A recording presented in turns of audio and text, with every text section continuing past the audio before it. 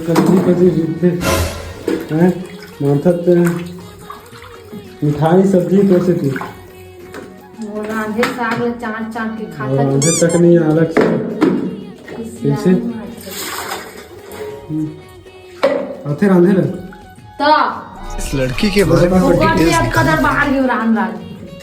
रांध कौन से बार थे का तो सीख गया ना रांधेला ये बता पहले बोला आलू चोरा कैसे बनाते बता सुगर ऊपर को नीचे मुंह तो कहा तो जतका देर बाढ़ के रांध रांध कीजिए बना ले था ना लो चल को बर्तन अलग मांजन नहीं आए सब्जी खाना पीना अलग बनाना नहीं आए चना आलू कैसे बनाते बता ना नहीं बता बोला ऊपर को नीचे मुड़ कर कैसे ऊपर को नीचे मुड़ कर बनास का उसने तो पूरा खाओ तो उसने रोज बनाता हूँ बता ना कैसे बनाता प्याज लहसुन के पेस्ट बनाबे फिर ओला मतलब भूंजबे उबालबे आलू चना ला और फिर बनाबे तो बाबा ही आगे कौन चला है